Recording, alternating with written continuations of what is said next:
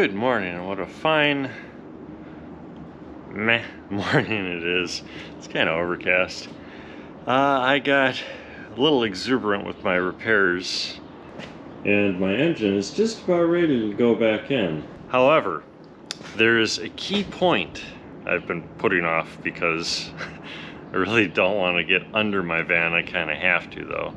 It is changing out the transmission input shaft. When you put a TDI engine in, such as this, an AHU or ALH or whatever, you use the G60 VR6 single mass flywheel clutch, which is one piece. I don't have an example to show you, unfortunately, sorry. Or maybe I'll do this and be pointing to an image that I'll superimpose when I'm editing. And then you use the factory clutch disc that goes to the Vanagon so that the splines match up on the transmission input shaft.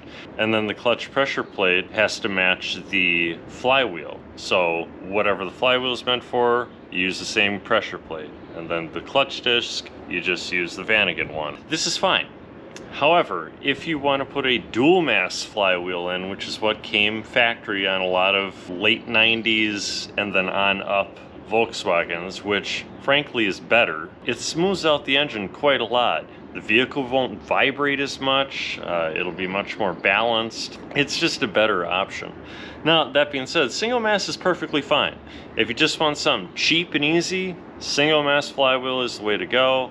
If you're doing a conversion on a Vanagon to a TDI, single mass is much easier because you don't have to split your transmission open. That being said, I am splitting my transmission open today to change out the input shaft. So I'm gonna get right into it, and hopefully this video helps people. You'll have to excuse the state of things, but I'm not removing my transmission to change the input shaft. First things first, I'm gonna drain the oil.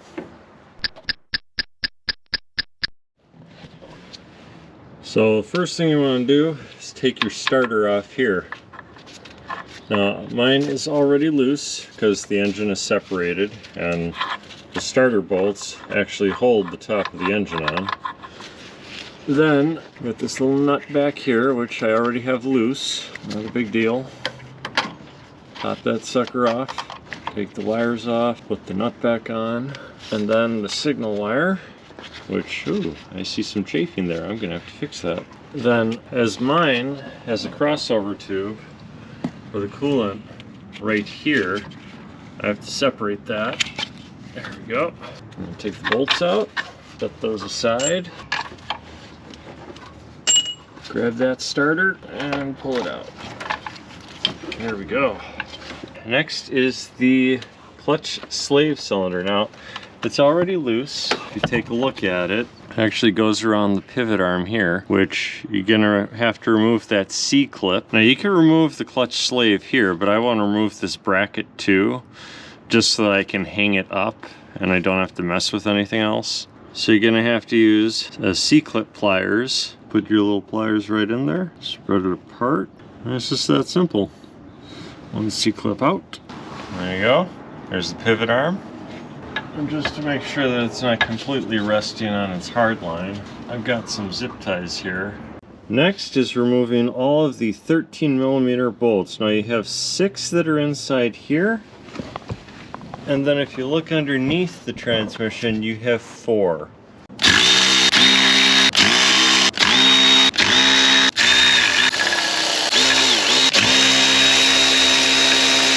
Now if your transmission is assembled with sealant here, be sure to have a slide hammer to pop this apart if you're doing this inside the van. Here we go. There's still gonna be some ickiness coming out. Smells good. Wow, that is some very clean fluid. This thing's in exceptional shape, just like I was expecting. Steel really knows what he's doing. Set my bell housing aside. Now, there's the input shaft right there. Here comes the really tricky part though. Well, there's the differential, here's the input shaft, and if you look in there, there's a C-clip right at the base of the input shaft where it connects to the reverse gear. And you can see that there's a collar that the C-clip holds on.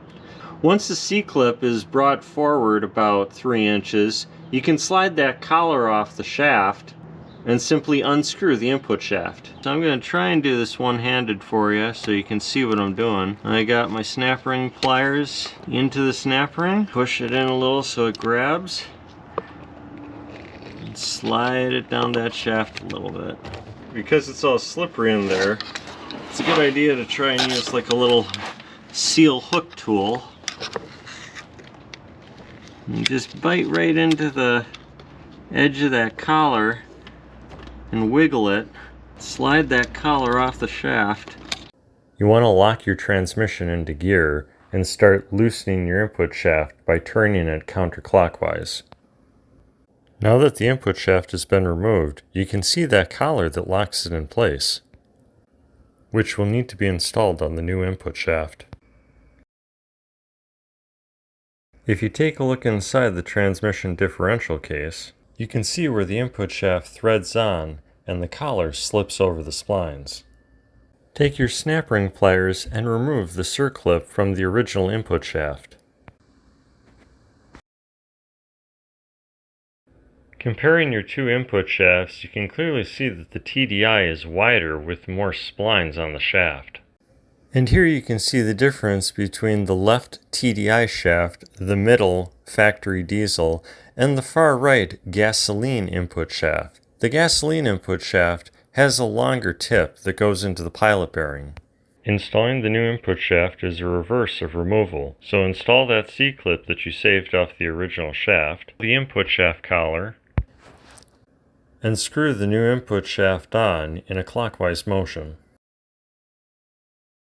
Now lock the input shaft in place by sliding the collar back on and reinstalling the C-clip. Now comes the tedious task of cleaning the mating surface and any remnants of dirt or debris that might have fallen inside the differential case while working. And now that I've applied the sealant, it's time to reintroduce the bell housing. For all of the M8 by 1.25 bolts that use a 13mm drive head, you want to torque those to 14 foot-pounds. The torque spec varies depending on who you talk to, but the factory service manual says 14. And the last step before reassembling your engine and clutch is this area needs to be clearanced for that dual mass flywheel. Usually shave off about 1/4 inch of material.